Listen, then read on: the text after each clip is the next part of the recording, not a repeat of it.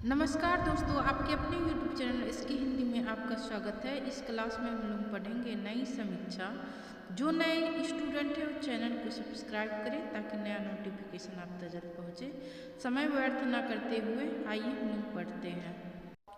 यूनान पाश्चात्य काव्यशास्त्र में दर्शन का स्रोत माना जाता है और प्लेटो को पाश्चात्य काव्यशास्त्रीय परंपरा का आरंभिक दार्शनिक माना गया है। 20वीं शताब्दी का सबसे महत्वपूर्ण और समृद्ध आलोचनात्मक आंदोलन का नाम नई समीक्षा आंदोलन है। आधुनिक काल में इंग्लैंड और अमेरिका में साहित्यिक आलोचना से संबंधित यह सबसे बड़ा आंदोलन था। इस आलोचनात्मक आंदोलन का उद्भव आंग्ल अमेरिकी आलोचनात्मक के रूप में हुआ। पश्चिम में रचना की इस समीक्षा पद्धति को नई समीक्षा नाम दिया गया। इस शब्द का प्रयोग सबसे पहले कोलंबिया विश्वविद्यालय के तुलनात्मक साहित्य के प्रोफेसर S.E. स्पिनगार्न ने 1911 ईस्वी में नई समीक्षा शीर्षक नाम के शोध पत्र लिखा था, जो 1913 ईस्वी में प्रकाशित हुआ।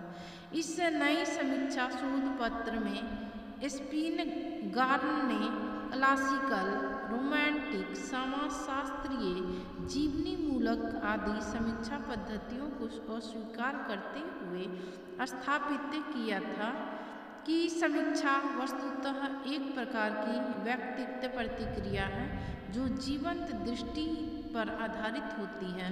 यह निश्चित है कि T.S. एलियट की पुस्तक दी सीक्रेट वुड 1920 ईस्वी, मिल्टन मरे की पुस्तक दी प्रॉब्लम ऑफ स्टाइल 1922 ईस्वी और I.A. रिचर्ड्स की पुस्तक प्रिंसिपल्स ऑफ लिटरेरी क्रिटिसिज्म 1924 ईस्वी आदि कृतियों के माध्यम से नई समीक्षा के आधार तत्वों का विकास हुआ।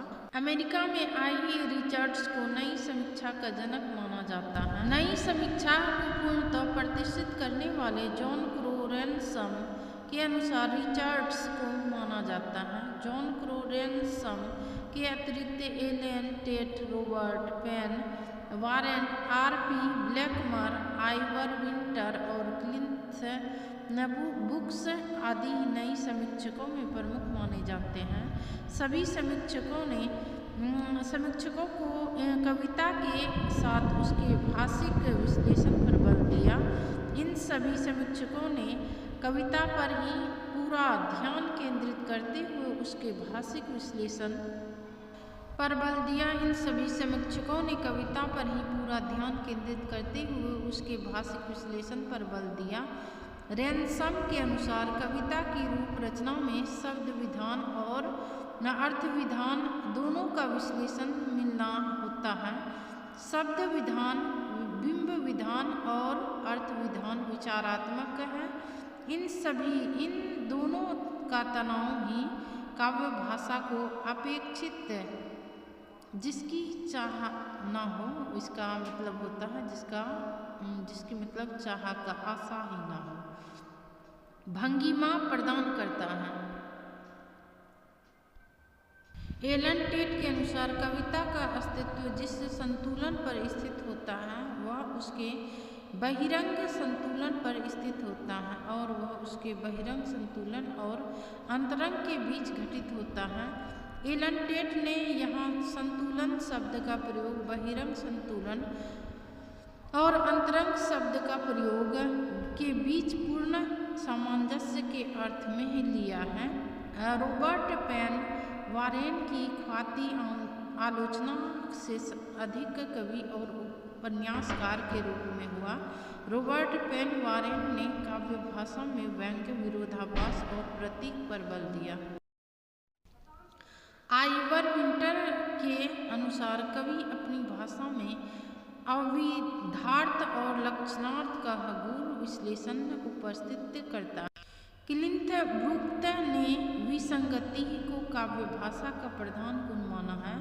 उनके अनुसार विसंगति ही किसी कविता के रचनात्मक ढांचे का मूल आधार है। R.P. ब्लैकमर के अनुसार सांकेतिकता ही काव्य भाषा का प्रधान गुण है, क्योंकि इसमें गति होती है। जहाँ अविधा समाप्त हो जाती है वहाँ सांकेतिक भाषा कार्य करती है।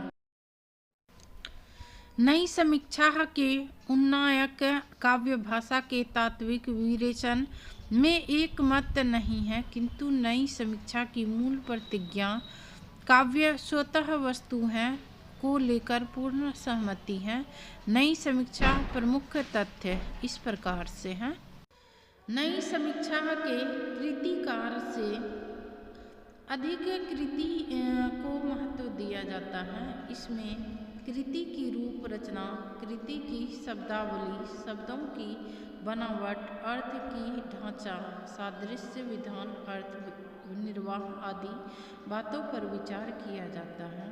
नई समीक्षा में कृति के शब्द, विधान, प्रतीक, विधान, लय, शब्द, भंगिमा, तनाव, विरोधाभास आदि पर ध्यान दिया जाता है। नई समीक्षा कलाकृति की अखंडता को स्वीकार करती है।